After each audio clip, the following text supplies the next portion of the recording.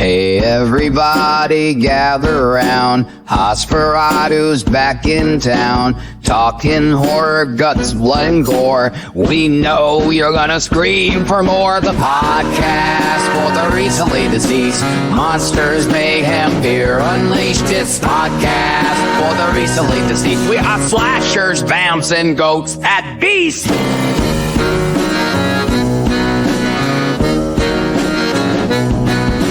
Silver screens and cursed tapes, jump scares that will contemplate, special guests and spooky lore. Turn up the volume and lock your door. The podcast for the recently deceased. Horror nerds on your souls we feast. It's podcast for the recently deceased. So grab your steak and call a priest.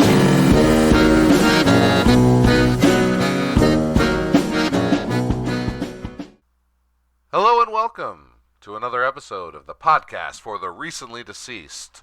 I'm the boss, HOS4A2, and with me tonight is Stephen Anthony from Dark Claw Studios. How we doing, Stephen? Hoss, we are excellent. I am stoked. Cannot wait to get into this episode of the recently deceased. I'm Stephen Anthony up at the Claw and Dark Claw Studios, and go see Sinners. Not a spoiler. Go right now. Go see Sinners. Go see Sinners. Don't have to wait for our summary review. Don't have to sit through our spoiler full conversation. Just go see Sinners. Come back and watch our video. Well, because it's something that people may or may not do, it's something that I did when I was a kid. I'm deceptively old. Go see it in theaters. Oh, yeah. Absolutely. I am not an advocate of seeing anything in theaters, because even during this viewing, I had some people that were on their phones. It's like, oh, really? During an amazing movie, you're on your phone? Yeah. But only because you don't want to wait. Yeah. Full of action, also big scenes, big effects, big everything. Beautiful sets. It's a period piece. Yep. Just a great experience for the movie theater goer. All right, if this is your first time watching the cast, what you're going to get is a quick spoiler-free review from each of us, followed by our score out of 10. Then we are going to enter spoiler territory and do a deep dive on this bad boy. Why don't you kick it off, Steven? How'd you feel about Sinners? Oh, gosh.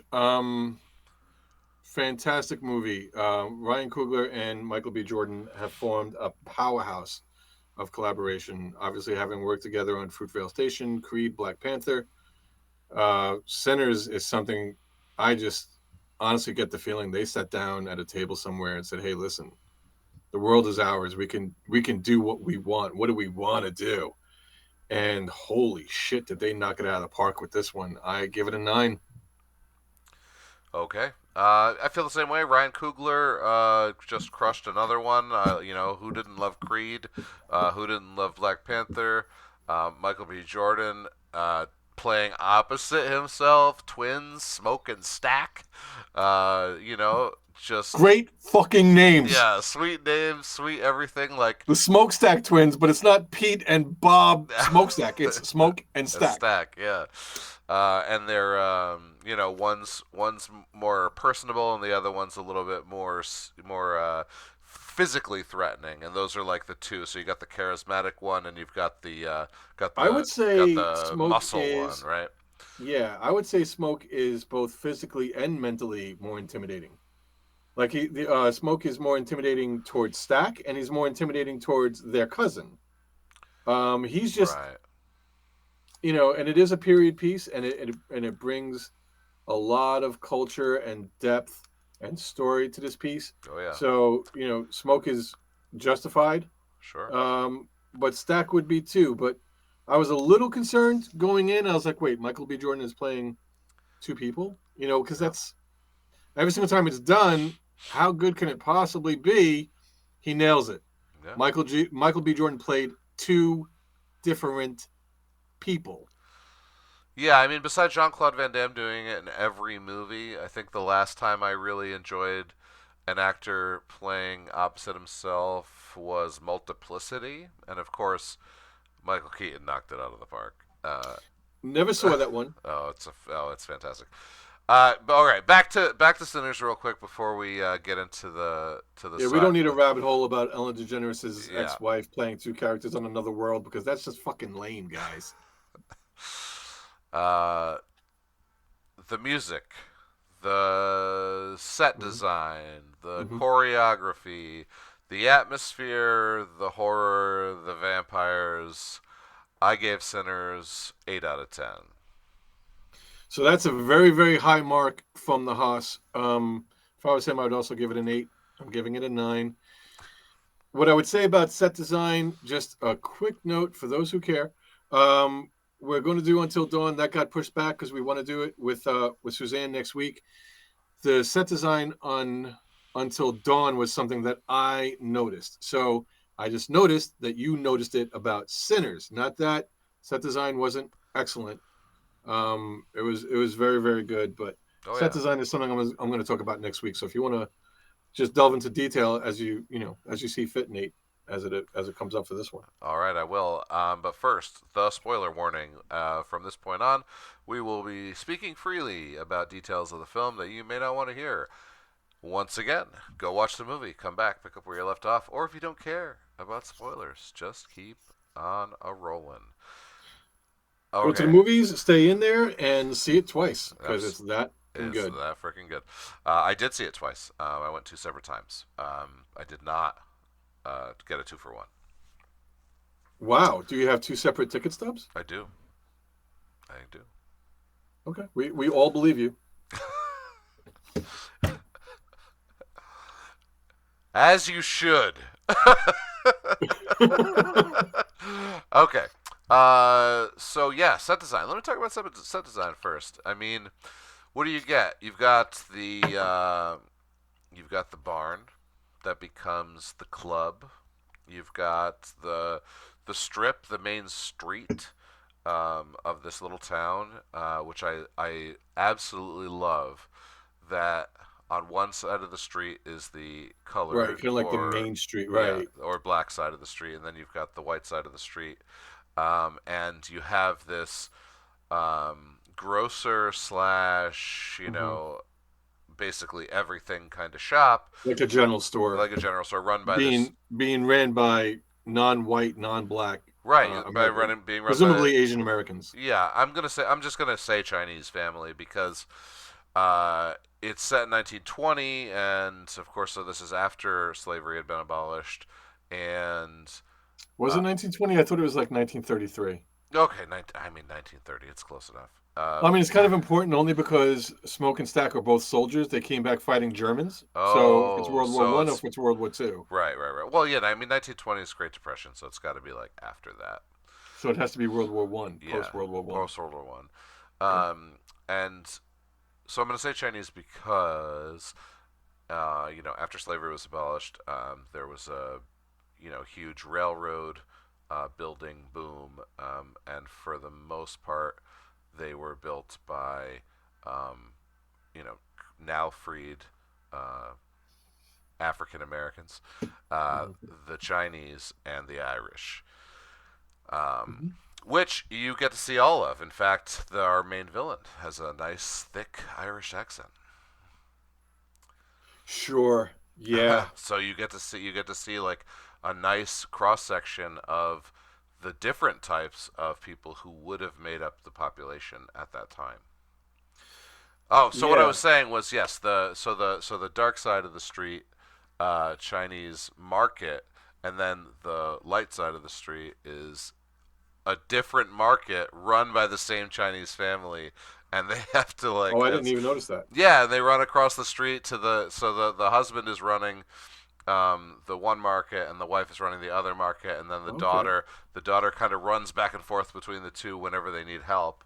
And I thought that was really nice, a nice touch to the design of this strip, of this little cross section of town and population that we're going to get to, experience. So when you want here. to sell something, don't limit your audience. Everybody is here and is welcome to watch the podcast for the recently deceased, because we are very similar to 1922 Chinese Americans.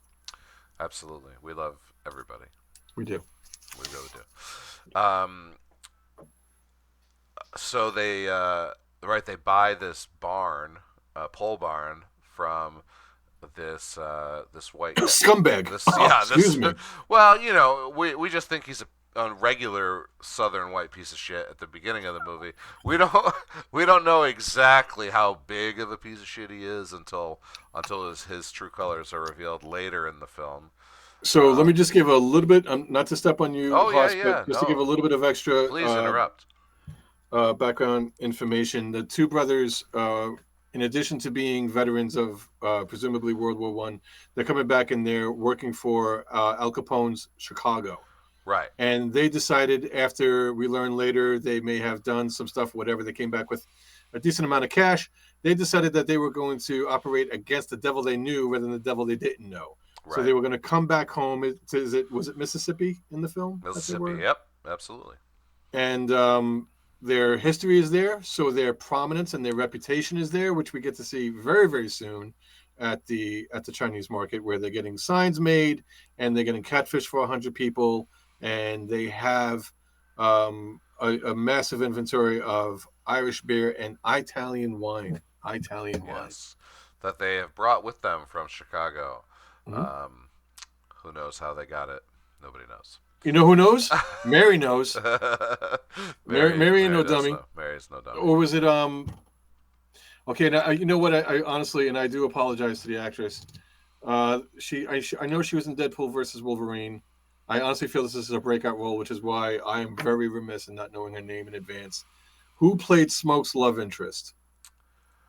Okay, so you're gonna say Smoke, and I'm gonna not know which one of them that is. Okay, so Smoke is the red one, Stack is the blue one, Smoke is the mean one, Stack is the nice one. Stack was with Mary, played by Hailee Steinfeld, and Smoke, he's the one who's love interest. I don't know if they were married, but I know they had a child together. So Mary was Hailee Steinfeld. Yes. And who was with Mary? Smoke? Stack. Stack. Okay, so Stack and Mary, and then Smoke's love interest. She was an actress from Deadpool and Wolverine. I've seen her in one other thing, and I really feel this is her breakout role. She played a role I've been wanting to see. She was fantastic. She was phenomenal. Yeah. So very similar to Ray Nicholson in Borderline. This is Michael B. Jordan's movie. He carries it, but his breakout role, if we're going to be honest, is either Creed or Fruitvale Station, depending on where you want to mark his career. This is her breakout movie. And so she plays the love interest of one of the twins, Smoke, and she knows some forbidden dark arts. They have a thing about mojo, and, they have a conversation about whether or not her prayers protected him in war. So Jamie Lawson? I'm going to look her up. When it didn't protect their child, which is obviously a very sore point. Jamie Lawson with an M, right? With a Y. Jamie Lawson. Yeah. Yeah. Is that her? No. Jamie Lawson played the love interest of the cousin who was. Oh, the cousin. Singing. Berlin. Yeah. Okay. Oh, there she is. Annie. Yeah. Yes. You know what? I'm just gonna IMDb this movie. All right, sinners, talk to me. Mosaku is her name. Yeah, that's her. And she crushed it. Oh, she was in Lovecraft Country. She played Ruby. I knew I recognized her, and not from Deadpool Wolverine. Yeah, she played the TSA agent, and I hate that whole thing. And I'm amazed that Deadpool Wolverine was able to. Doesn't matter. We're not talking about that movie, but she was like the one good part of the TSA ever. If you watch the Loki series. TSA is terrible. It's so garbage. Deadpool Wolverine garbage. Loki garbage. Yeah, so Loki garbage. Deadpool Wolverine amazing. TSA please punch me in the dick with whatever brutal object you have nearby. So why can't I find the actress's name? Like, was she not given top billing? What the actual fuck? Yeah, no, she wasn't, which is crazy, and I did find it. It's Wunmi Mosaku. Can you spell that for me? Wunmi. And Okay. Mosaku is exactly how it sounds. I'm pronouncing it phonetically. Okay, so why is IMDb such a shitty, un-user-friendly website? I don't know, but if I was this lady, I would be like, hey, I was in so much of that movie. Yeah, like, hello, I crushed it, Yeah. and I provided half the love interests, and the love interests themselves, they have a conversation when the main villain, not to skip ahead, the main villain shows up, and this movie, obviously race is going to be a huge factor, and it is a period piece. He points to Mary and says, then what is she doing here? Right. So a little bit of reverse racism there. And Wunmi's character her name was what in the film, Nate? Annie. Annie. Annie says to her in a very cultural way, she's family. And it's just one of the lines that just bam, right from jump when we're still in story mode, because this movie honestly could be summed up half story, half fun, or half action. But both were so GD good that it doesn't really matter. But it was one of those scenes that just hit me, and I was like, okay, this is fucking great. Yeah, there she is, Wunmi Mosaku. Now that I'm seeing her in an interview on IMDb. Oh yeah, All right, I'll find a better website. She's phenomenal. If you haven't seen Lovecraft Country, it's a I wanted to see that. one season horror series on HBO. Absolutely worth it, 1000%. She's one of the more main characters. This is an ensemble cast, but everybody in it is fantastic. All right, I'm glad you brought up the dichotomy of this episode of this movie, where it's like half this kind of movie and half that kind of movie. It reminds me of another horror film called From Dusk Till Dawn, which was very much a Tarantino crime Vehicle caper movie with it was dripping with Tarantino dialogue and comedy, a dark comedy, and then you get to the bar, and then the vampires show up, and the rest of the movie is just straight action, horror action, vampires, blood and guts, etc. But definitely with its own. Robert Rodriguez obviously, put his stamp on it. Oh yeah. But yeah, I think Quentin Tarantino is definitely his DNA is all within the script, and Robert Rodriguez's directorial style is all in there. Yeah. Especially with a lot of fun stuff. There's a famous stuntman that horror fans will know, and they'll Tom Savini. They'll rightfully curse me for not knowing him. It's okay. He's not a stuntman. He was so fun in that movie. He's not a stuntman. He's actually the makeup and effects artist. Thank you, makeup effects. That started it all. Friday the 13th, Part 1. So this movie, I feel, has a linchpin to that. There's a scene that almost happens too quickly. And I was telling Haas before we started recording, when I was rating this movie, I almost wanted to bring it down from a 9 to an 8. And I was like, okay, let me justify that. And all my justifications were, well, I wanted more of this and I wanted more of that. So this guy shows up burning in the sunlight. And so far it's a period piece. And it's so well done that if it feels like a documentary, and it feels like you're watching something that you want to watch for what it is. And Ryan Coogler does this unapologetically, where it's like, okay, we're going to transition now. This is a vampire horror movie, and we're going to transition it with this guy burning outside in the sun. He shows up to this presumably husband and wife's home, and it's, again, very period piece. They're answering with shotguns at the door. Oh, yeah. Or rifles at the door. And Native Americans are coming looking for them. Yeah. Afterward. Oh, yeah. And they're trying to explain to these people he's not what you think he is. Right. And the movie doesn't apologize about it. It's such a nice touch, too, that the Native Americans are hunting vampires, Yep. and that the white people are just like, nah, we're not interested in whatever you got, what you're selling. Just move along. And I Um, also want to mention that what I thought was great about it, because I was not dreading it, I was like, please don't let the Native Americans be the Deus Ex Machina. Please don't let them come in at the end right. and save everybody. Don't save anybody. Don't save anybody. Yeah, yeah, yeah. Don't save Smoke. Don't save Stack. Don't save Annie. Don't save Mary. Don't save anything one with Yeah. like, God forbid, even worse, a bow and arrow. Yeah. And it didn't happen. Yeah. The people at the club Juke, those are the people that got to get them out. And we're about to get there, so we'll talk about it soon. But All right. they're in an awesome scenario where they're trapped. All right. Back to my Here it quick comes. little comparison to From Dusk Till Dawn. Uh, From Dusk Till Dawn, the back half, it was fine, but in my opinion, it ruined this amazing Quentin Tarantino movie. I wanted to know so much about the brothers. I wanted to see what happened with the family they kidnapped. I wanted to see that story come to an end. So for me, the vampire horror sequence kind of made that movie worse in my Whoa. mind.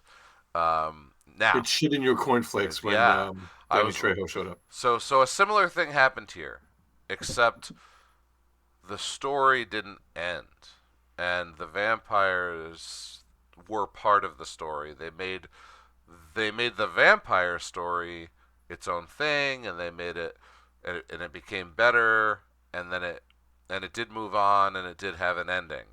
Whereas in From Dusk Till Dawn, pretty much everybody dies except for two characters, and then they leave, and all the stories that had been built up to the point of the bar were just gone. Okay. So in Sinners, they did it right, is what I'm saying, and Yeah. where From Dusk Till Dawn did it wrong. And that's Um, one of the scenes where we get to see where Stack is the more, I don't want to say loving. Maybe he's just not as jaded. Maybe there's definitely a backstory that they alluded to with their father, yeah, where for whatever reason Stack got the easier side of the stick, and so he comes out a little bit more lighthearted, and they're picking up their cousin, and so they separate in the beginning of the movie, and they go on two different missions.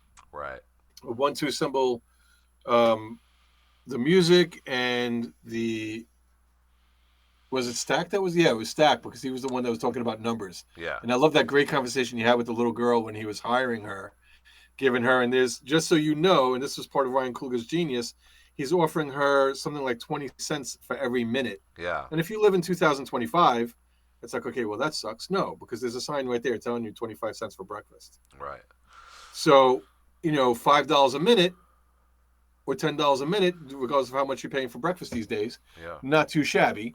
So that was kind of genius. And while Stack is getting the music together, their cousin starts to play on a guitar that was won in a poker game. Just the script was great, yeah. and so yeah, So that aspect is going to continue throughout the and film. now Smoke, his mission was to go and put flowers at his dead child's grave, His dead daughter's grave. his dead We find daughter's out. grave, Yeah, and to visit uh, Annie. Annie, the mother of Mm-hmm. said child. And I mean, what a scene! Like Annie as an actress, really, really just steals any scene she's in. Boom. Boom. I mean, and she's playing opposite Michael B. Jordan, and it's like Michael B. Who? It could have been any fucking guy. It could have been. It could have been Denzel Washington. It Yeah. could have been Samuel L. Jackson. She is a powerhouse to be reckoned with. Oh yeah. So every Hollywood producer right now is opening their fucking eyes and saying, "Wait, we had who right in front of us?" Yeah. Oh, absolutely. It's like that. She's just amazing. If at the end of the movie, I said, if Michael B. Jordan doesn't win an Oscar for this, I'm going to be pissed. And how often do horror movies win? If she doesn't win Best Supporting Role or Best Supporting Actress, Oh yeah. that is pure unadulterated bullshit. At least a nomination. Absolutely, at least a nomination. She was fantastic, and especially later when they're barricading themselves inside the club, and most of the patrons are not there. She's almost running the show.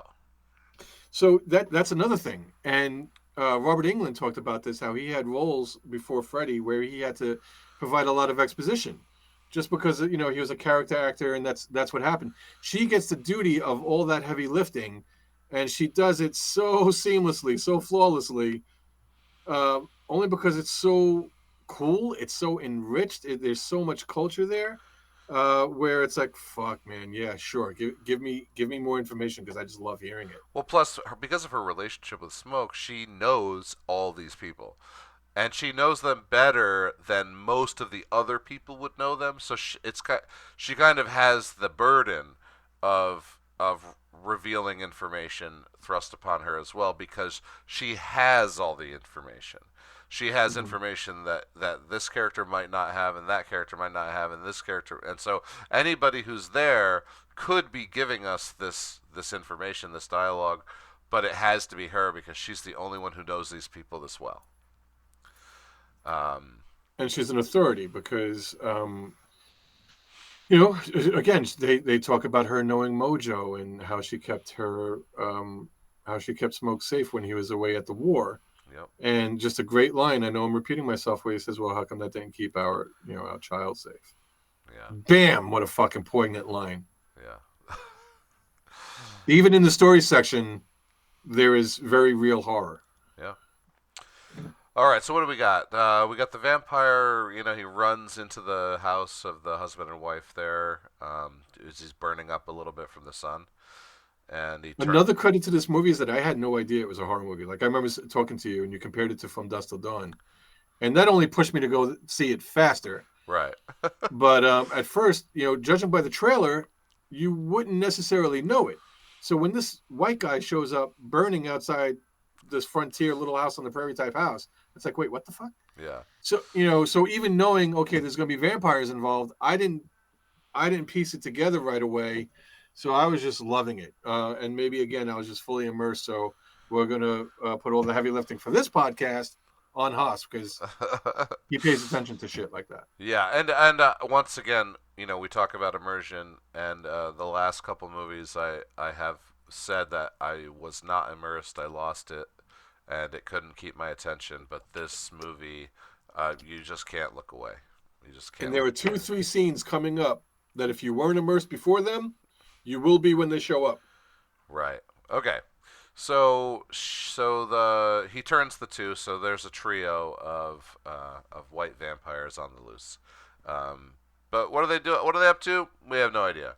We know Smoke and Stack bought this pole barn, are turning it into a club. They hired the Chinese husband's wife, Grace, to make a sign, because she's the sign maker. And that's where the conversation about the number is coming to play again. So now he's dealing with somebody. He's not a little girl.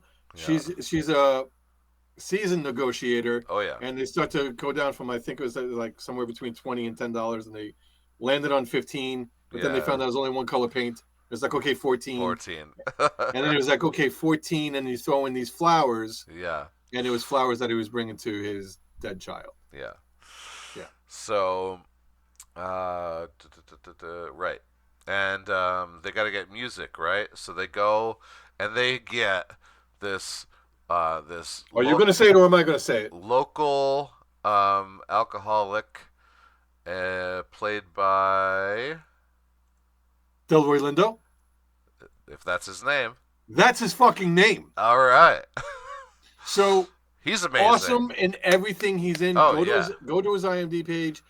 I'm not going to pontificate because it's not necessary. Yeah. The first movie I noticed him in was, I think it was Ransom with Mel Gibson and Rene Russo. It's a movie about black soldiers in Vietnam that also starred Chadwick Boseman before he passed. That Delroy was probably the antagonist in that movie. Everything this man touches. He's been in so many great movies. He's been in so many great movies, but in this one, complete suspension of disbelief. I didn't see Delroy Lindo on the screen. I saw his character. Oh yeah. Who Stack wanted to hire for $20 for the night, Yeah. and then he offered $20 a night, and he's like, "Is where you're performing right now, giving you $20 a night." He's like, "You might give me $20 tonight, Tonight. but not about what about next week? I've been there the last 10 years, and they're going to be there for at least the next 10, Right. and I'm probably going to be gone, before this place closes. Can you offer me job security?" And then Stack enrolls him with doubling the Irish salary to 40 and Irish beer. beer. It's like, you got Irish beer? Let me taste that. All right. So he's got the talent.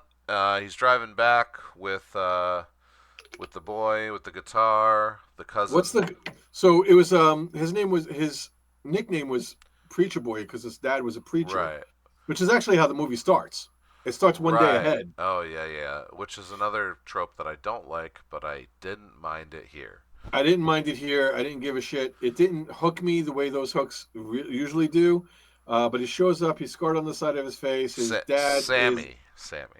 Okay, so Sammy's dad is, I don't want to say a typical evangelical.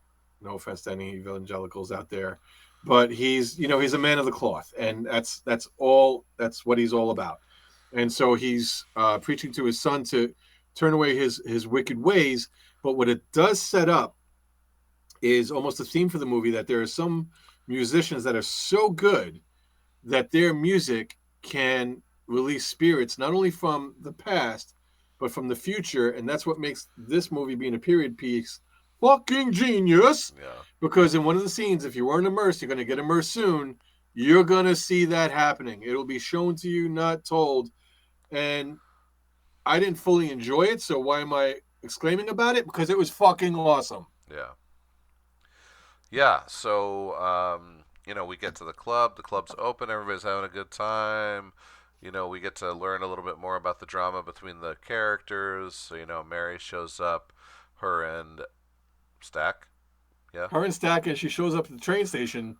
And let's be clear, because, again, I cannot speak to this as well as somebody else can, but when a white woman walks up to a black man in the early 20th century, Jim Crow was mentioned more than once, throughout the film. That's true. It could be beyond problematic. There could be a lynching happening. We find out later Mary is not 100% white. Her dad was half black. So Stack is actually concerned not for himself and any accusations he might receive, but he's concerned for her safety. And so that's something that drives him in the backstory and what's going to be the present of the film. But when both Smoke and Stack meet their love interests, both for the second time, from Mary it's great dialogue, and from Annie it's great action, where, Haas, you didn't mention it, I'm going to mention it. We can switch back to Mary in a second. Annie grabs Smoke's cock. Which, why do we see more of in movies? Yeah. And and that is not me being misogynistic.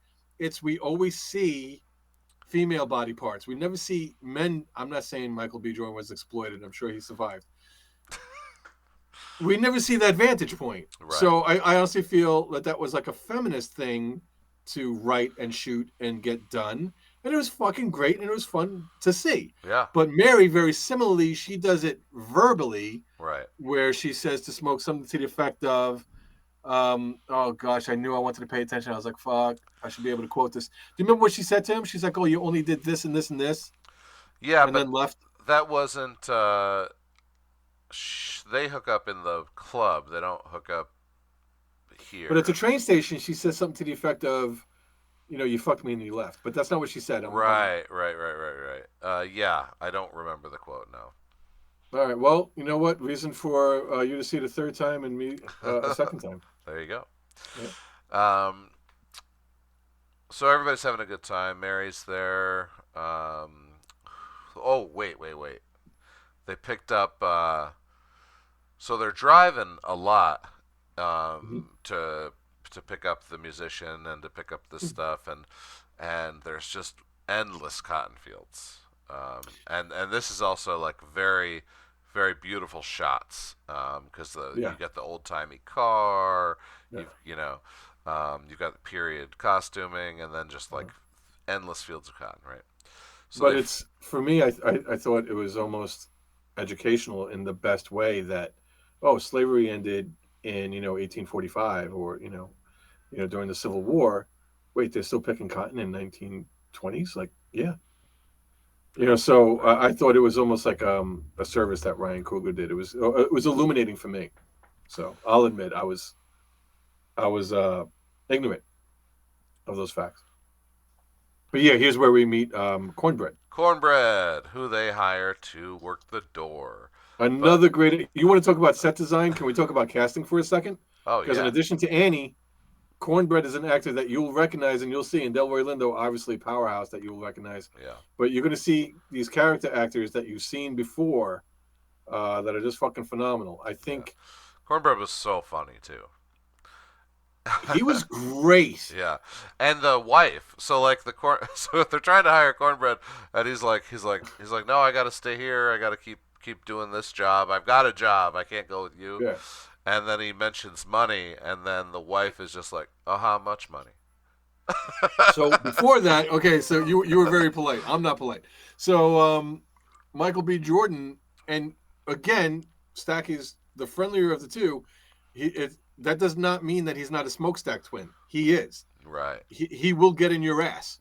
And so where we see Smoke shooting two people that were trying to rob shit in the back of his truck when he was buying shit from Grace, we see Stack going on it in the verbal route where he's meeting Cornbread, and he says something to the effect of, oh, this is my wife. Oh, congratulations.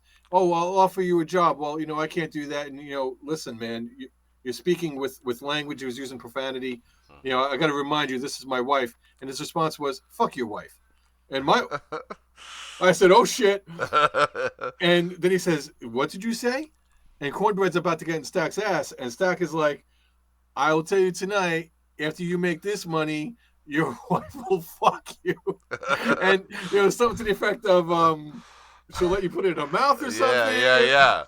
And then Ryan Coogler did not hold back when it came to the dialogue. She might even let you put it in her mouth, and Cornbread does not think that is funny. He's like, so he starts coming at him. But that's when his wife, says, from hearing this, she starts adding. She her goes. cash register starts going off. She goes, wait, how much money? Mm-hmm. And then then we cut, and Cornbread's in the car, which is so this comparison is not going to make. This comparison is not going to make any sense because we didn't talk about it yet, but I'm in a temporal loop where we were going to talk about it. So the lead character in Until Dawn apologizes to her party for getting them in that mess. Not a spoiler, guys. Relax, you'll be fine. The Smokestack twins do not apologize because Annie was off in her world selling wares to, her local population. Mary's doing whatever the fuck she was doing. Cornbread's doing whatever I think he was doing. Engaged to a white man, or dating a white man, or married to a white man. So one of those three. I know the singer was married, and then Sammy asks her if she was happily married. I thought that was a great line. Yeah. But yeah, they all have different worlds that they're coming from, and it was never apologized to them. And I think that added to the realism of the movie. That listen, we're trapped here. You can call it a club. It's a fucking mill. Yeah. And now it's a death trap. And at no point did they turn around and did one person say to another, oh, I'm the reason why you're here. Delroy Lindo, who we'll talk about what he does later, never asks for it. And that's his hero's journey that he's on. But it's like, hey, fuck you, man. I was making, maybe it wasn't $20 or $40, but I was making good money. And I could put food on the table, and now you got me here at this fucking place where this fucking Bobo shows up. Yeah, which was interesting. So we do get a great scene where Sammy's playing guitar, and and singing and just crushing it, and everybody is like, "What?" And this is where there's like a fog or a mist that like swirls around, and we see everybody kind of get into their element. Yes. And he pierces the veil, which is something that Annie, brings up about the music. Yes. And we do get to see some characters that are out of time and space in the room as the camera's spinning around and doing some great things. Mm-hmm. So the use of music is obviously huge, right? Well, they talk about the blues in a way almost where, the blues were in the early 20th century what rock and roll was, to like if you watch Back to the Future or something. It's music everybody wants, and the Right. Smokestack Twins know that. They know you bring the right food, the right drink, at the right price, with the right music, people will show up. Yep. And so, yeah, Sammy is eloquently and beautifully piercing time, as you said. So we're gonna fast forward just a little bit. The party goes on, right? Sammy does hook up with the wife, with the woman he was hitting on. Um, If you're going to be polite, I will delve into details.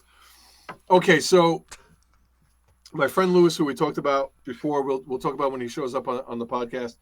When I meet him, I am very, very aware that I'm the only white guy in a room full of black people. And so stereotypes exist. And I'm like, hey, guys, listen, I'm aware I'm the only white guy here.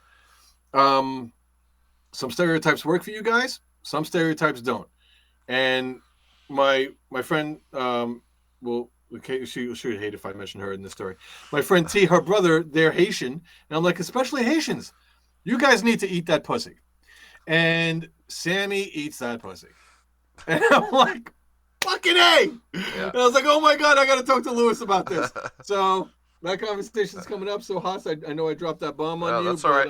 Well, it was unapologetic dialogue I love unapologetic dialogue yeah. and script, and that's what happened there. Well, it was talked to, right? Was it Stack gave Sammy the tips on how to do it just right? Like an ice cream cone? Yeah. Okay. Yeah, earlier in the movie. So he, because he even said like she was kind of like, 9 out of 10 relationships the female makes the first sexual favor to her male counterpart. Okay. So she's obviously taking on that role, and he kind of turns the tables and he puts her up on the table, and he says, "Let me try something." So since let me go wash, I walked here. Oh yeah. And then he says, "I just want to know how you taste." Yeah, So in the beginning of the movie, there's a great device where language that is present from today, that I'm sure was used at all times, but if you ever watched a movie or old media, it was like a big deal that they said "damn" at the end of Gone with the Wind, right? Right.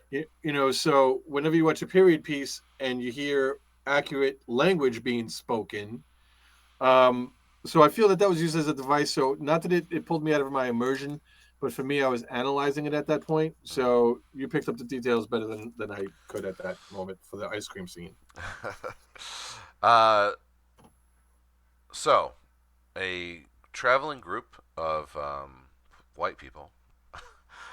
Well, it was a traveling white guy who became what you're talking about, the vampires, right? Yeah.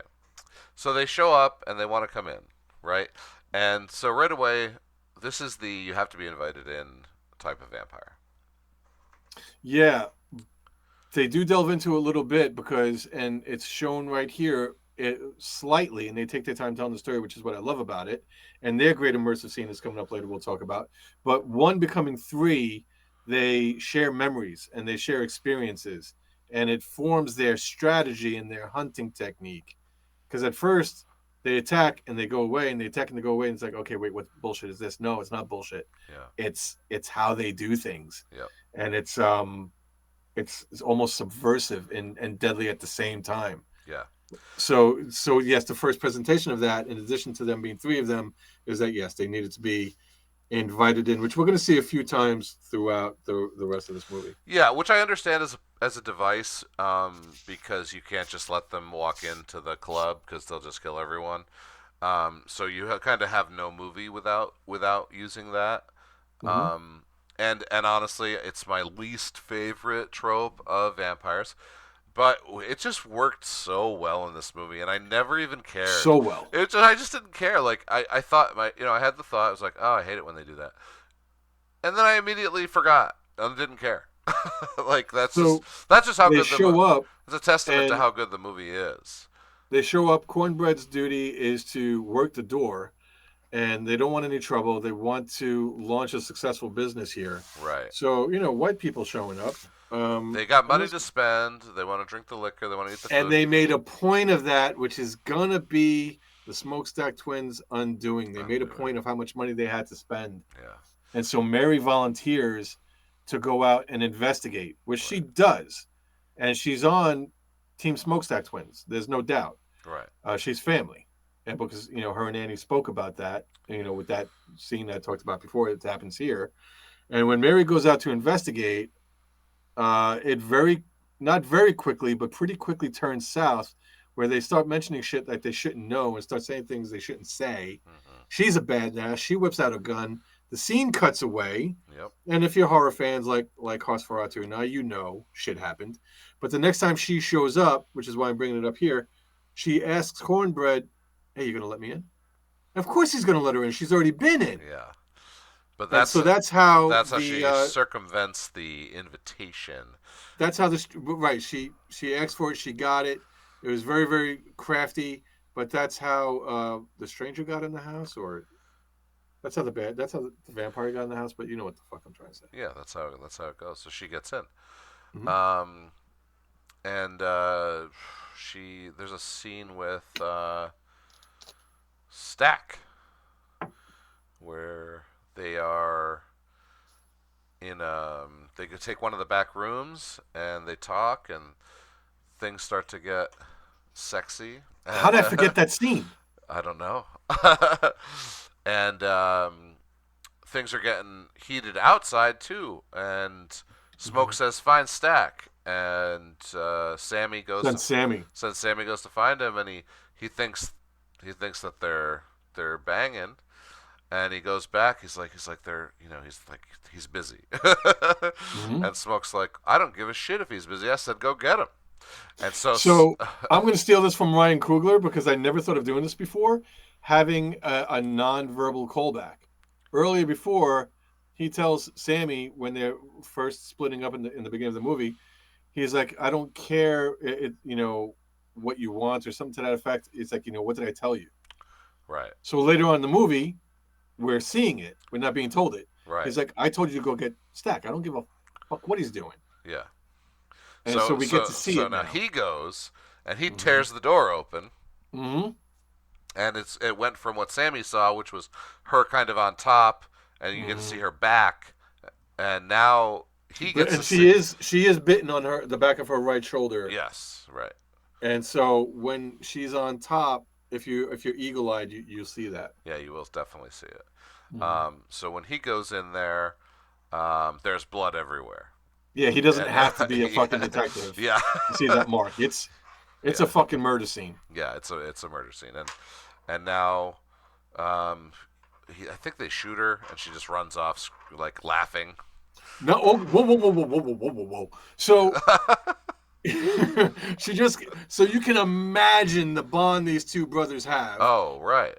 It's shown throughout the film, even from like when they share a cigarette early on in the movie. They're simpatico. You're fucking with one, you're fucking with the other, and you're just in deep shit. So in this scene, Smoke shoots her 4 or 5 times. He empties the clip into her midsection. And then she charges him. Right. And one of the most fun scenes I've seen in a long time in any movie, he just gets his right hand and shoots her in the face to almost like there's a D&D term to 2.5 to parry her attack. Yeah, because she's about to bite. Because he puts his arm out to block, and then she's about to just turn her head and bite it, and he just pulls the gun up and he uses his offensive weapon as a shield. Yeah, it's fucking great. Yeah. So let's add stunt coordinator on top of set design and casting for Ryan Coogler. You're working with some great fucking people because we appreciated that. And she just runs out the door. Mm-hmm. And in one of those scenes and it happens once or twice where, wait, you're running away? And it's, no, you're not free. No, you're not clear. You are more fucked than you were before. You just don't know it. Yeah.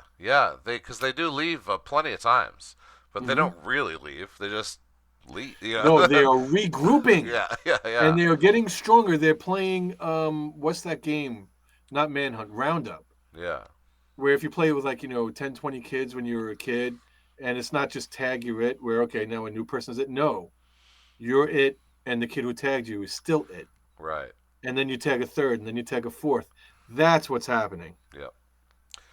You're right. You're right. So they get cornbread because he's got to go take a dump. But at this point, Annie's caught on. Yep. She knows what they're. She calls them a hate. Am I She calls saying them that a right? hate. Yeah. She's like they're a hate, and that's got to be some Bayou witch doctor voodoo kind of mythology that I don't know anything about. So I know I pissed off my friend when I said, "Hey, listen, we should make a black movie about voodoo." So apologies to anybody I'm offending. That's not my intention. Oh, absolutely. Annie is. It's not said out loud, but it's voodoo. Yeah. She is familiar with. They called it mojo. Mojo. So whatever the fuck you call it. Yeah. But yeah. So She's aware. She's aware. She's like, that's what that is. We need to, party's over, and so they've gotten a couple of them so far, but everybody leaves. Everybody goes home except for the core. The core. Exactly. So the core is like Sammy, the musician,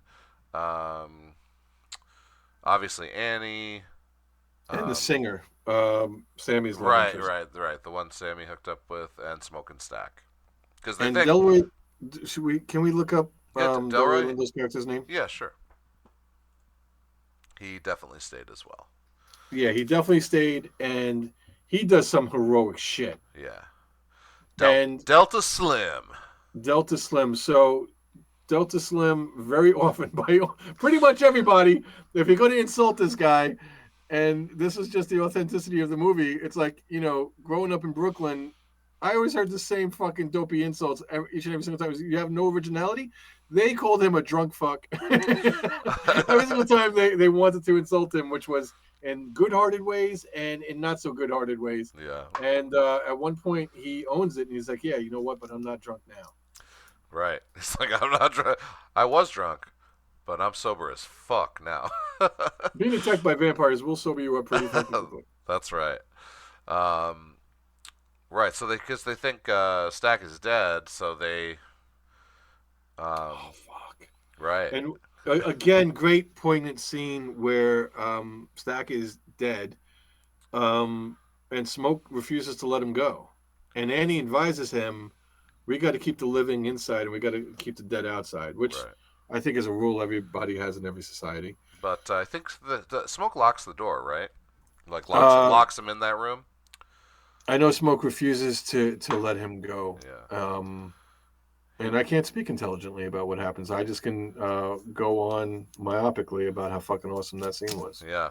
Touching. All right. So we do get before everybody goes home. We do get the three white vampires are also musicians. So music once again playing a big part, and but not the blues. No. They play an Appalachian folk tune, like one of the classics, which I don't know the classics, but it's definitely an Appalachian folk song. They didn't sound like shit. No, they were just pitching to their outside their target audience. Yeah, and I think it was Annie who even said that they were actually pretty talented. Because once again, she gets a lot of dialogue because she is awesome. She's fucking incredible. So they say they don't want anything, to do with them, and they say that they're leaving, but they don't leave, and obviously, we get to where we are now. They don't leave, and they subtly let them know. They say, "Okay, we're walking away, but we're gonna walk away real slow. We're gonna walk away real slow in case you change your mind." Yeah. Which opens up the door for Mary to go investigate. To go out and to put us in the trouble we're in now.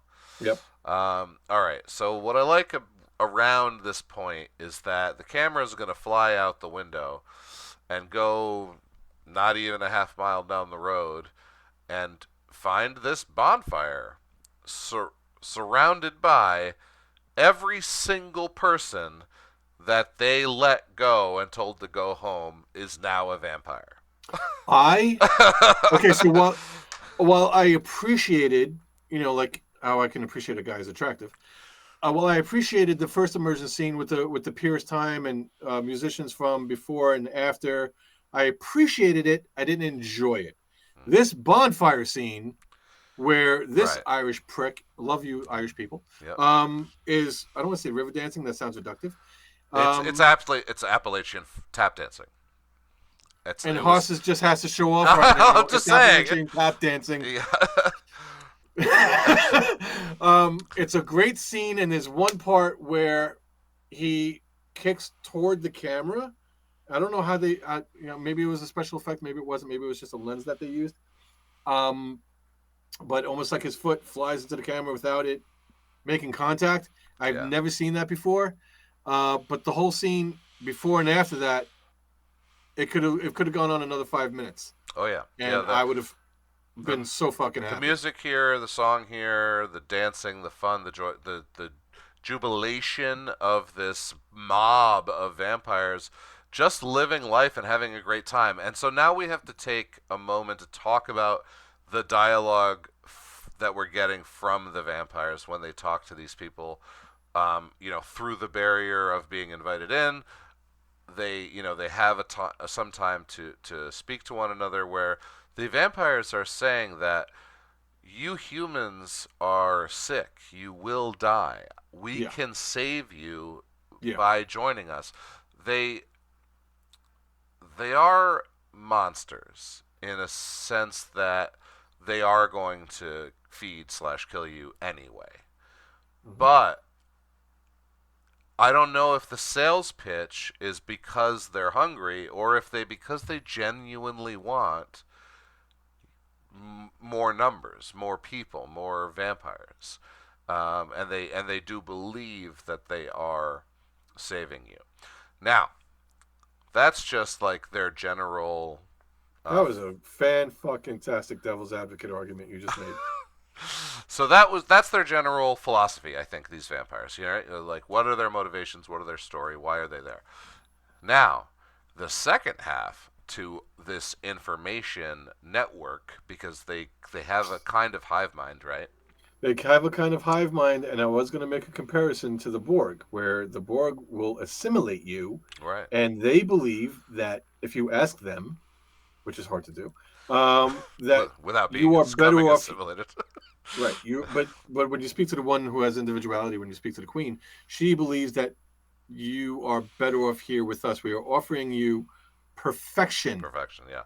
Right. With the they're augmenting human beings or whatever with technology, the vampires here are augmenting humanity with eternal life. You will never age.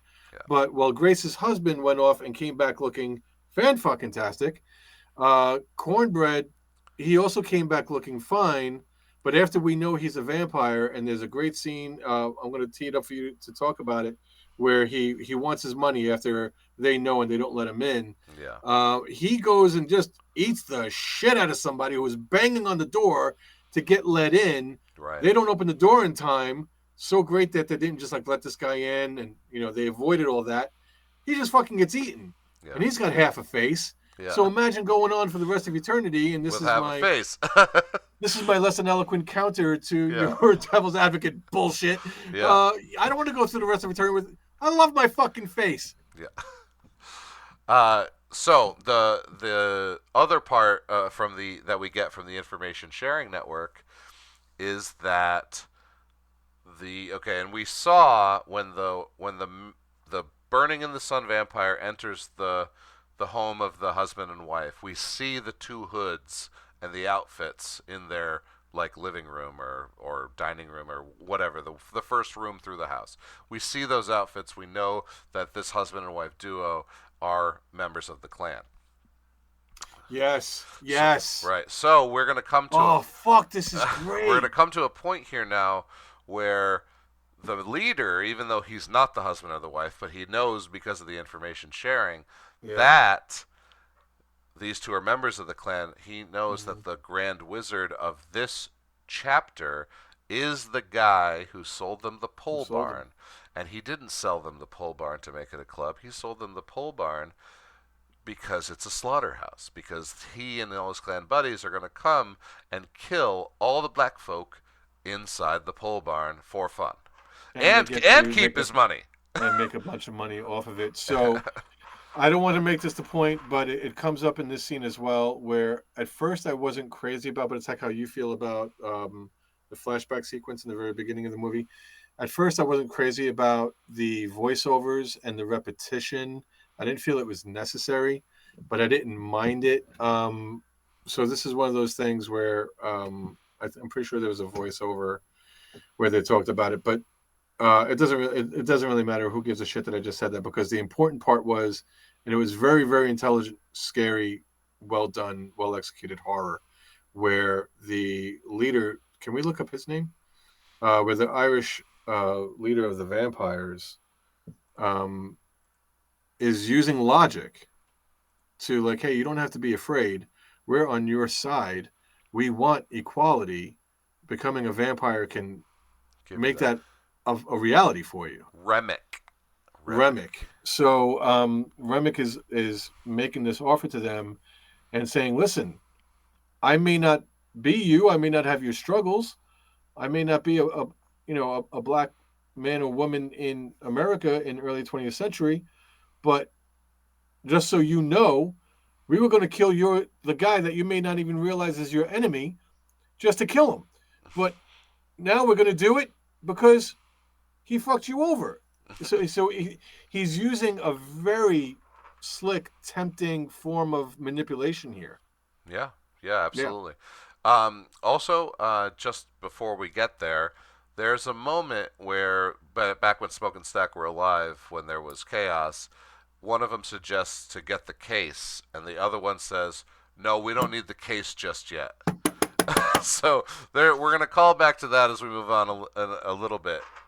All right. But it's kind of a thing where, because again, I was too immersed to even notice that. I was like, wait, what the fuck? So I didn't pay attention. I didn't notice it. Okay. I think maybe I'm using too much of my writer brain, where they got to the end, they got this case, they're using World War I techniques, and they said, okay, let's reintroduce this early on so we're not just pulling this out of our ass. But either way. Love the case. Love the case. Okay. So, naturally, we have to have a climax here. So, everybody gears up. They get garlic. They get wooden stakes. They get weapons. And they're like, well, we're going to die. Very similarly to From Dusk Till Dawn, where, what? We know what we're up against now. We're going to weapon up. Who didn't want to? It was the singer who didn't want to take the garlic because she just doesn't like garlic. Yeah, because everyone had to prove that they were... that they were pure, that they were pure. Vampires. Yeah, so everybody took the garlic, yeah. And so she didn't want to take it, and this is yet another opportunity for Smoke, in addition to shooting two people he fucking knew. He does pay the Chinese people here, like $30 or $50 for their health care. So he's not a dick. Yeah. Or he's even more of a dick because he paid for the health care after he shot him. But he shoots the second guy like seconds, if not a full minute later. So here's another badass moment where he just pulls his fucking gun out of her. Yeah. And his cousin's like, hey, listen, this is my love interest, who's married. But, I ate her out, so I'm in love with her. Yep. And Smoke doesn't give two fucks. I think he, like, elbows him or something. Yeah. Oh, yeah, no, he hits him in the face. Yeah. And very poignant dialogue. Boy, I'm trying to save your life. Right. Like, maybe going through life the way Smoke does is not the most diplomatic, but it's effective as fuck. Yep. So, they look at the door and they see all their once friends and they say family members. They scream something like, "Come on in, you motherfuckers," or something crazy. No, too fast. Too fast? Oh, am I getting ahead of myself? Grace's husband, again, sorry, I don't know your name. He comes up and he does an even slicker thing. So Mary gets by Cornbread. Cornbread's, well, I want my payment. Smoke is a badass, so he doesn't get bit during that moment, in case we didn't talk about it. Now, Grace's husband comes up, hey, honey, I got the car ready. Let's go. We got to go get Lisa. We got to go get our daughter. Right. He's not asking to be invited in. Okay, come on, let's go. Yeah. And so now she's pissed off at the very real emotional manipulation, you fucking sea sucker. Yeah. And yes, she acknowledges that he's safe out there, out of that God knows what the fuck they're doing, but he's safe somehow and invited. So she knows. So now her and Smoke are going to come to a head, and she's like, everybody, and I'm like on the edge of my seat, like, Yeah. oh God, don't invite them in by accident. Oh God, Yeah. don't invite them in by accident. Oh God, I'm like, oh fuck, and that's not what's going to happen. What's going to happen is Grace is going to get pissed off. She's going to yell. Smoke is going to try to stop her in a less than aggressive way than we've seen him usually behave. Yeah. And the genius of this movie is that immediately after this action, it's not forgiven, but it's like, okay, this is where we're at. We're not going to worry about that spill. We're going to deal with it. We're going to deal with these cocksuckers coming in, because he tries to block her. She bites his hand, and defiantly, if Grace has a moment, this is it. Come on in, you motherfuckers. Literally, that's not hyperbole. That's not me being me. That's what she says. Yeah. And then Remick outside. Ding, ding. Yeah. And here they come. Yeah. So we get a lot of just a lot of carnage here. Everybody's killing a couple vampires before they get taken out. Almost all of our main characters are getting taken out one at a time, and Annie gets taken out, and that's fucking sad as fuck. And so does Delta Slim. So we can't glance by that. Sorry guys, I got to dive in deeper there, but this is what you get for the recently deceased. Right. The price of admission. When Annie dies, there is a little bit of foreshadowing that she has Smoke promise her that if this is going to happen, you end me. And there is a scene that comes up later we'll talk about where it wasn't the absolute end when she dies, but Delta Slim, he grabs, it's some kind of imagery or poetry or something that he does it with a beer bottle. Right. This alcoholic smashes a beer bottle and not just slits his wrist, but it's got jagged edges, so it does his entire fucking arm, and it is just gushing out. And he gives his party, or his people, his the core group, time to escape or do whatever the fuck they're going to do. Yep. By being a martyr and offering himself up for the impending rush of vampires. Right, and some of them escape out the back, but Smoke and Stack, they're in the second floor, and they are facing off head to head. Brother v brother. Brother v brother. So then the camera's cutting from the group outside to them in the attic. Oh, it's not even the group outside anymore. I think it's just Sammy with a guitar. Yeah, Sammy drops out of the second floor, and just a very quick point here, again to the dialogue, because we can't rave about it enough. Before the brother v brother fight, there was the brother v brother manipulation at the door, where because they have a hive mind, Stack is using his knowledge, and it does speak to Haas's point. I was being obnoxious for the sake of being obnoxious before. It wasn't just Haas being a devil's advocate. Is it possible they had good intentions, well intentions, in the vampire community to invite them to something better? And Stack speaks to that point very, very effectively. Fast forward, now they're duking it out. Which one's going to win, Haas? Well, the camera does cut away, but it does cut away when we think Smoke is going to kill Stack the vampire. Smoke the man will kill Stack the vampire, and it cuts away, and we're not quite sure what happens. But we know that wardrobe choice. What I want to pay more attention to the second time, when Stack comes back. Yeah, I was about to say. But he puts on a black vest that is just fucking badass. But in a few moments, Smoke is going to emerge from the pole barn, so we can assume that Smoke won the fight. So he and who's still alive at this point? It's more than him and Sam. There's like one other guy. I want to say that person. Smoke saves Sammy, and there's the impending sunrise, and again, I was so immersed I wasn't paying attention to who was burning up and who wasn't. Again, this is the part where I didn't feel the voiceovers and repeated knowledge was necessary. Sure. But I get it, where we rehear Annie saying, even if you kill the one that made them, that doesn't free them, you got to kill all of them. All of them, yeah. For such an excellent, trusting, well executed vampire movie, not necessary. Yeah.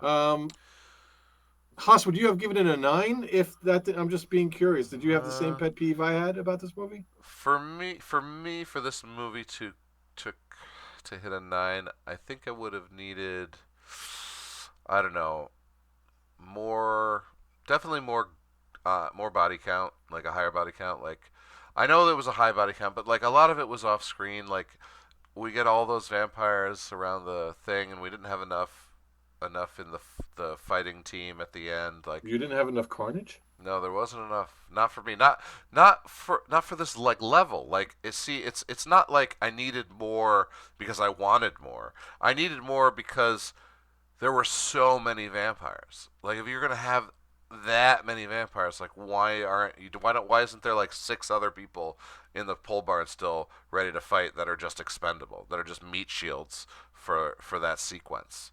Like, That's a great question. I yeah, hope the answer is not we don't want to pay extras speaking fees. yeah. I Because don't. an extra is $100 a day. A speaking actor is you're not Yeah, going to get less than $500 a day, and I'm talking about 1989 numbers. because honestly, when you put that many villains against those few heroes, it's not believable that any of them come out alive. But you give an extra half dozen who can kill a couple vamps before they get taken out. Now the numbers are a little bit more believable. The you know, and the tension isn't just created because they put Smoke and Stack on the second floor. Like, well, okay, Smoke and Stack are on the second floor. Who cares? 10 more vampires show up and Smoke's dead. Like, why are they getting to duel it out? It doesn't make the numbers just don't make sense for me, right? I'm not disagreeing with your point. I agree 100% with everything you just said, but I just want to make a counterpoint, not necessarily a counterpoint to your argument, but just a point of view that is on the converse of what you just said. There's a moment where Sammy, who is not a soldier, has a gun, and he also has a conversation with Smoke where they're talking about his future. It's not really totally horror related. It's something you'll appreciate when you go watch the movie twice, guys, if not more. You'll know what I'm talking about. But after that, Sammy, who is not a soldier, picks up a gun and shoots the Russian of vampires. At that moment, let's add director of photography to the list. Just and fantastic acting. We know this guy's not a warrior. Right. I know he's not going to make it out alive. Yeah. No, every role was done so well, and I'm not talking about just actors. I'm talking about the choreography, Mm-hmm. cinematography, art direction, directing. I Mm-hmm. mean, even sound design, like every costume. I mean, this movie is gonna, even being in a horror movie. And now last year, I don't know if I mentioned this last year, we saw 3 horror movies get nominations.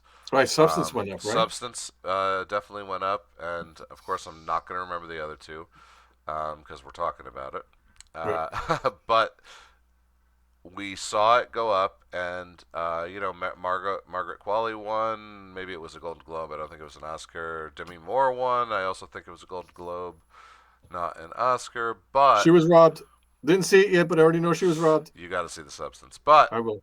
but just the nomination and winning at the Golden Globe level means they're starting to take horror movies a little more seriously, and I think Because they're being done yeah, with excellence.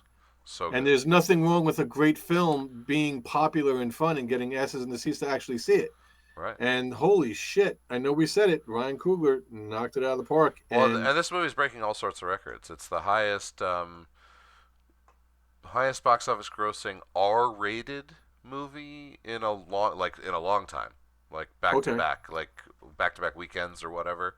Its opening weekend was like 48 million, which is huge for a horror movie. So that was like a horror movie record. Like, it's it's going to get noticed by the Academy. I don't know if yeah, it well, might not it better. win, but it's going to get some noms.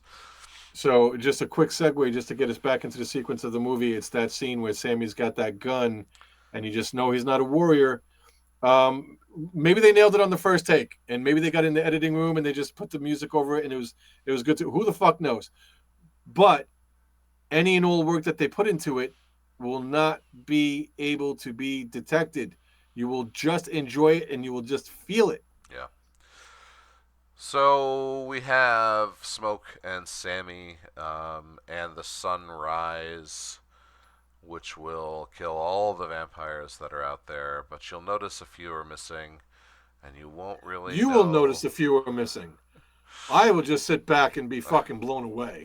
But you won't really, like because you know that Smoke and Stack had a 1v1, so you know that he's not there, and yeah, I mean that's pretty much all I'm saying.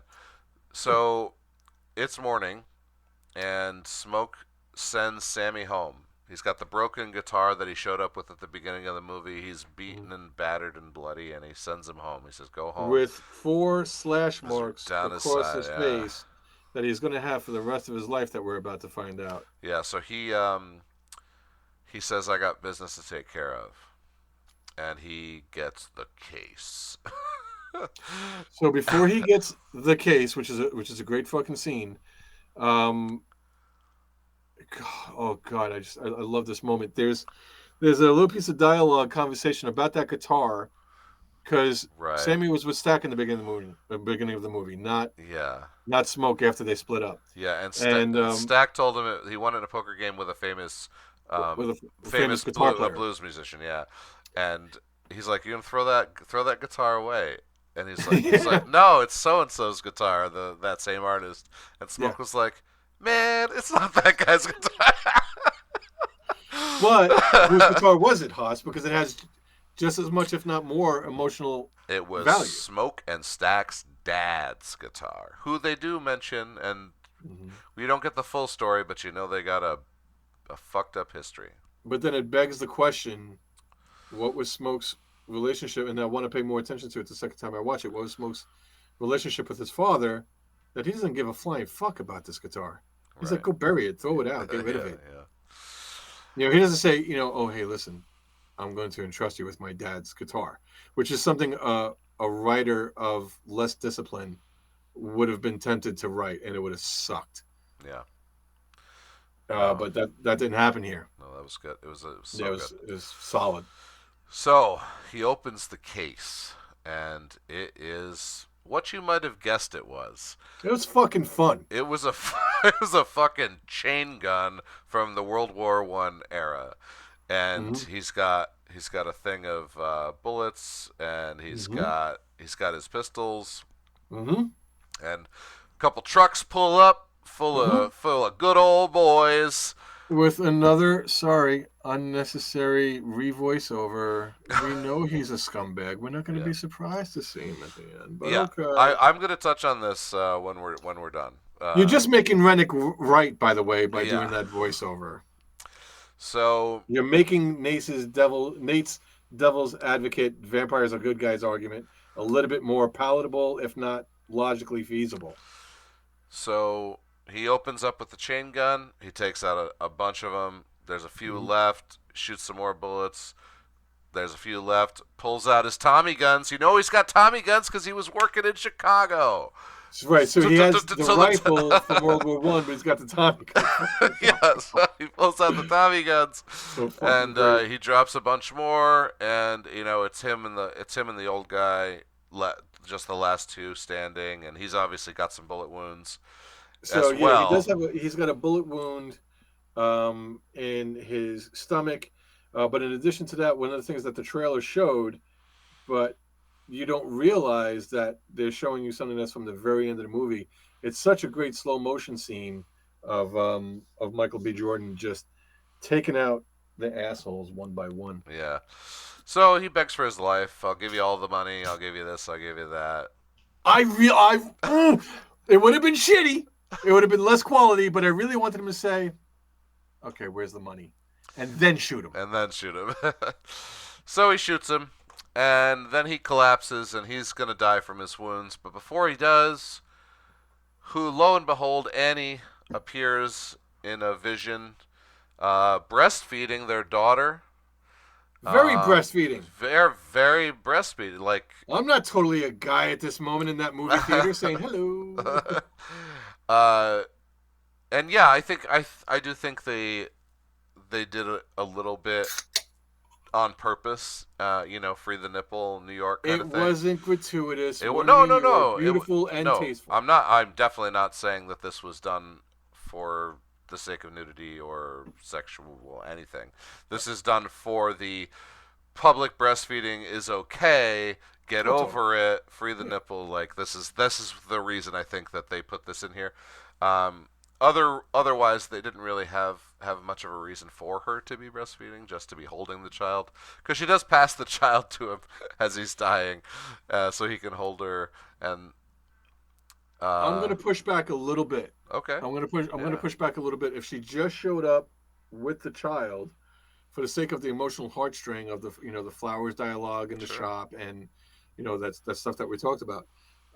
If she was just there, it would have been a little too idyllic. It would have been a little sure, too utopian, perfect. okay, Oh, here's your daughter. Here's some great dialogue about you getting rid of the cigarette because I don't want to near all that smoke. yeah, Great line. His name is Smoke.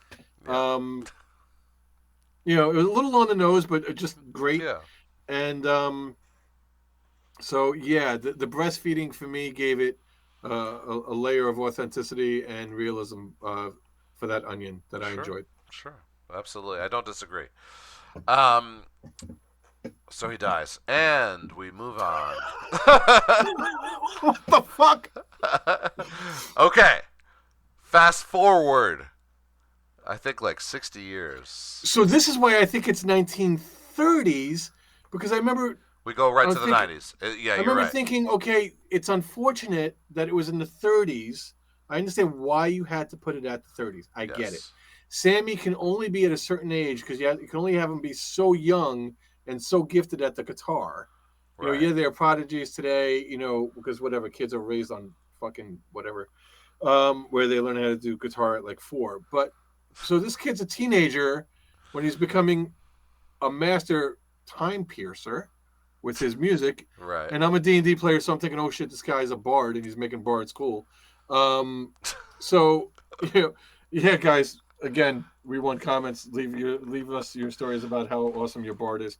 Um, so we see him as an old guy. How many years can pass? 60, 70, 80, for it to make sense. So 60 years pass by, and I'm like, fuck. If we Yeah. could have done it in any other time period early on, that's me killing a fly. If we could have done it in any other time period, that's gonna be a fun clip. If it could have been any other time period in the beginning, we wouldn't have had to go to the 90s. Which I'm sorry. Captain Marvel tried to do it. It sucks. Stranger Things did it in the 80s. There's a reason why it's awesome. Wonder Woman, shit movie. But there's a reason why they chose 1984 because that's where the fucking money is. Yeah. The I 90s? think I thought the 90s was a fine touch for the end of this movie. Um, so the 90s. We're in a club, and there is cameo from blues guitar player Buddy Guy, playing the guitar. And what do we have? We got How'd you know that? huh? How'd you know it? Who's Buddy Guy? He's a blues guitarist. Okay, Nate just fucking going above and beyond now, guys. No, I awesome. mean, he played with like Muddy Waters and BB King. Anyway, uh, he's got the the scars, so we know it's Sammy, adult Sammy. Or But okay, so because this is my thing where we sell things that people may initially think, oh, you need to hide that. No, he has his scars on display. He is selling that shit. It is right, his tour poster. yeah, Fucking A, go you, Sammy. yeah. And who walks in straight up Fresh Prince of Bel Air, like reject costumes? So I'm glad that you said the Fresh Prince Reject costume because that was my only, even though I loved the 4-fingered ring he was wearing.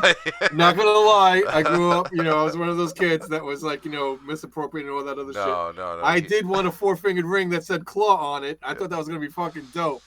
And so with the stack ring, I really, really loved that sweater. So Could we have found anything else that anybody wore in the 90s? yeah, No, give me no, MC that Hammer's that fucking outfit uniform. was perfect. The outfit No, was perfect. no, it was shit. So Michael B. Jordan as Stack has not aged a bit. Dressed into the '90s. Yeah, but he's got an awful '90s hairdo. Yeah, Let's add hairstylist because Mary's hairstyle, Annie's yeah, hairstyle, Smoke and Stack's hairstyle, all for the '30s, yep. phenomenal. And now, I mean, listen, Hailee Steinfeld is an attractive actress, and I feel almost like it's wasted because her. I'm sorry, the night. I don't have a beef with anything in this movie. I don't like the '90s. It's a shit decade. It's a shit decade.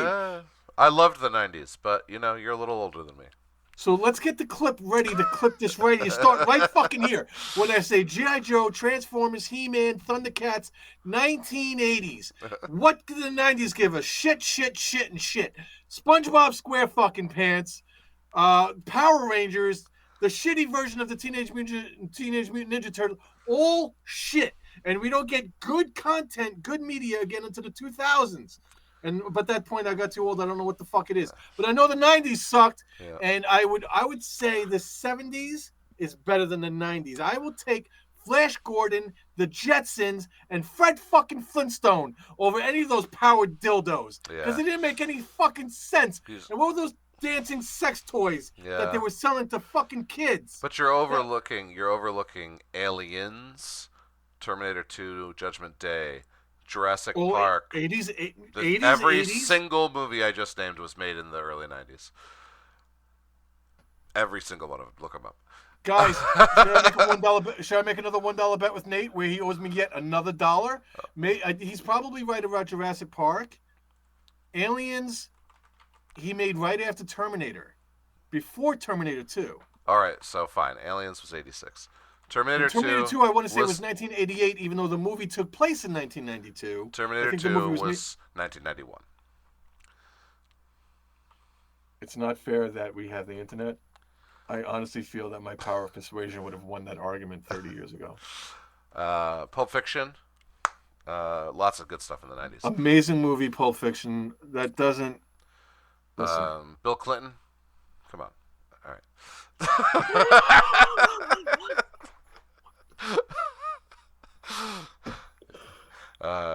Desert. We're not doing that rabbit hole. Desert we don't have Storm.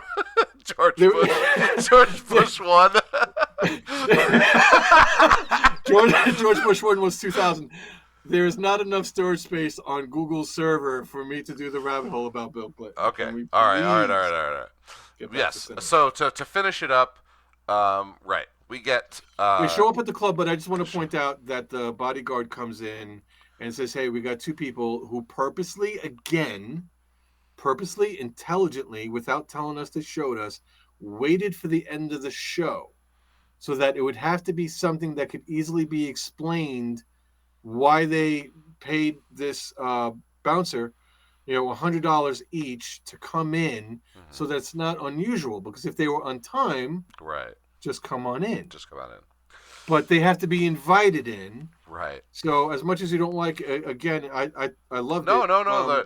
It worked so well that I do, I'll go on record. And it works again here where it's shown, not spoken. Yeah.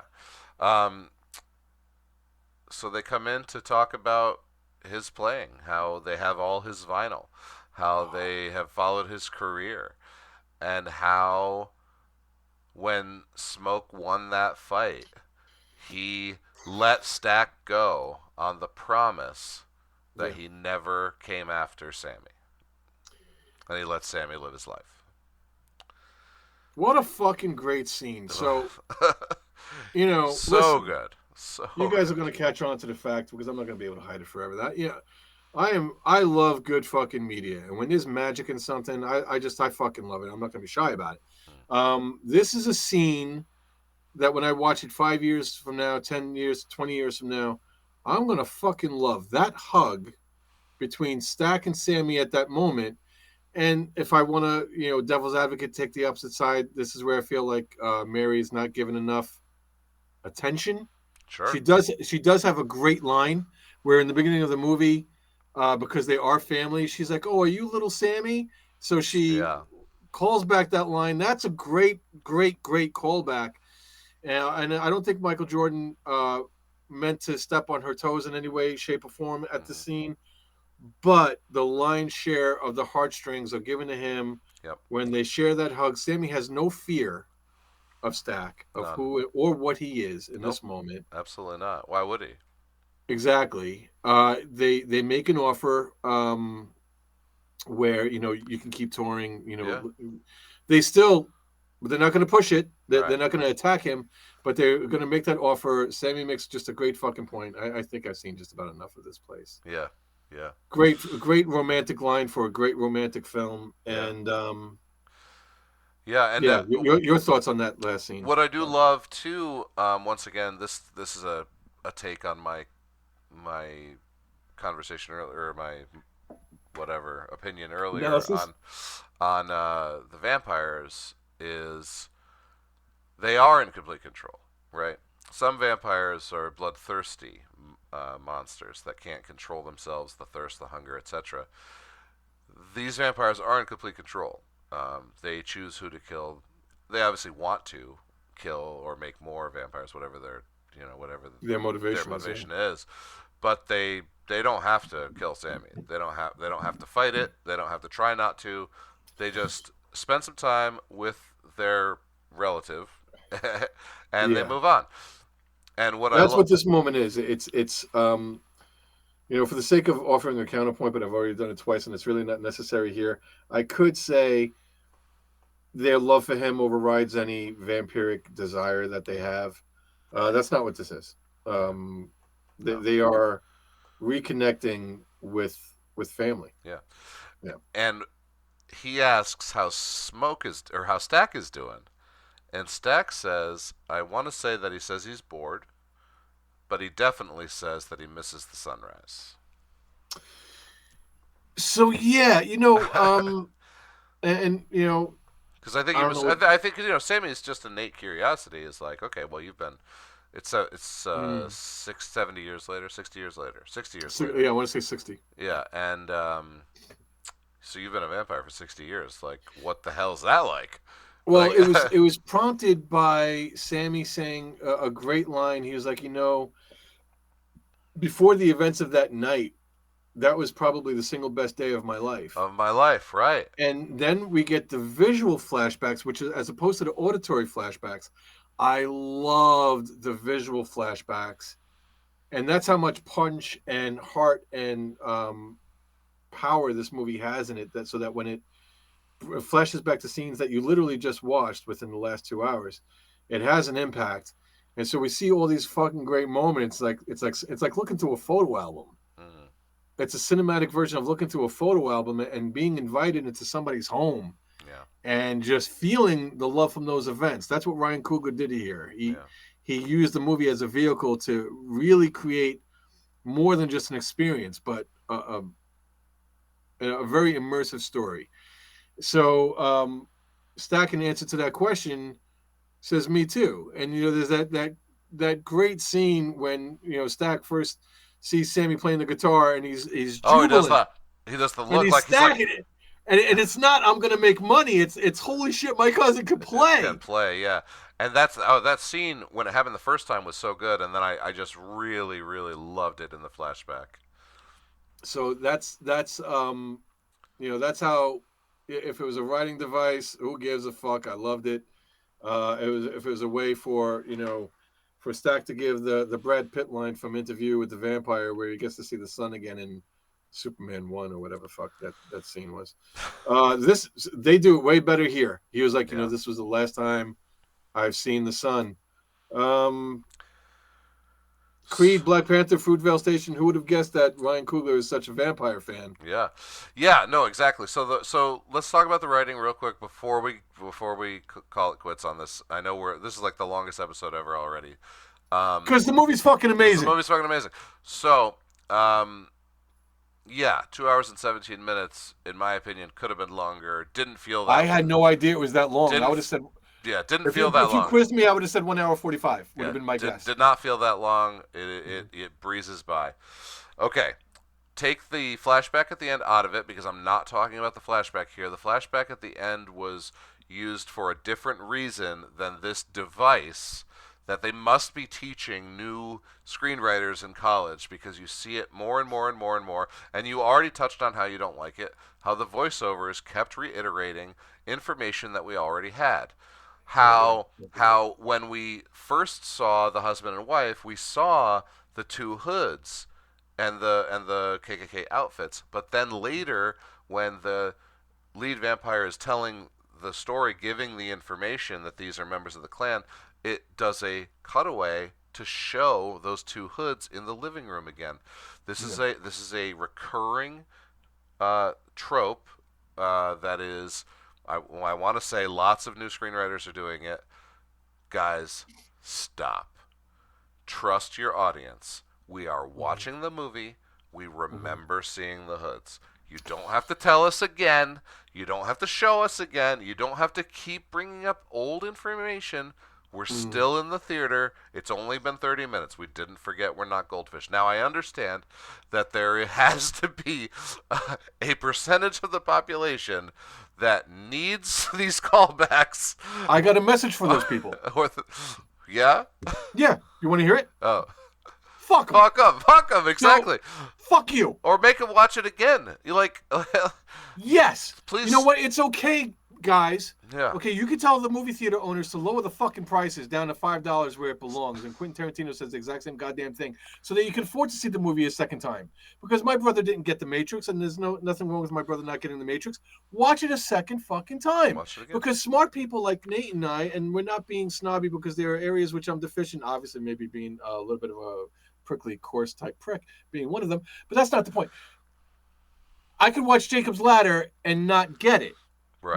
There are movies that we have reviewed where I literally said, "Oh, Nate, and I can see how, Nate, this is your pet peeve, because you do what I try not to do, but I can't help it doing. You reverse engineer and you detective your way a little bit more frequently than I do. I just, I can tap into my my emotion a little bit more readily, and it shuts off the brain pan, which is why I can't analyze it as well as you do. But if I need to go see it a second time, and this movie is quality, so I want to anyway, here's a thought for all screenwriters out there. Make something so GD good like Ryan Coogler did. I understand we're discussing a criticism that we're having about it, but make a movie that's so good that people not only won't mind watching it a second time to say, "Oh, what did I miss?" They would want to. Yeah. Because how many people reread books? And I can't reread. I can't, because the way I read, I almost memorize the fucking page, so it bores me to tears if I ever read it a second time. Yeah. But that's just me with reading. It's not how I am with movies. I just watched, I don't want to say Flash Season 3, but I just rewatched Flash Season 3 for the 500th time, literally, and noticed something I never fucking noticed before. Right. So, guys, just very quickly, and just to wrap up my emphatic, louder version of Nate's poignant point, is trust your audience. Trust your audience. Fuck. It's that and simple. Nate, I hand it back to you. Thank you. No. It was nice. I mean, sorry, not sorry. It just drives the point home. Bill Clinton's a dick. It just drives the point home that the audience is not stupid. Really, like seriously. Yeah, like we do not need to be reminded. This isn't TV. This isn't TV writing with the constant callbacks and constant flashbacks for like 5 episodes later. So you gotta. And I fucking hate those. I hate that too, because we don't watch them one a week anymore. We binge them, so you don't need those callbacks either. Please get ready to stop. Flip right here. I love the skip recap button on some streaming services, because if I'm watching episode 13, I just watched, and I know I'm getting a recap that I know is from episode 5. Guess what? Even though I already know what happened in 11, 12, and 5, and fucking 1, because I'm not a dummy, now I know what this episode is going to pertain to. Yeah. You just spoiled it for me. You're spoiling it.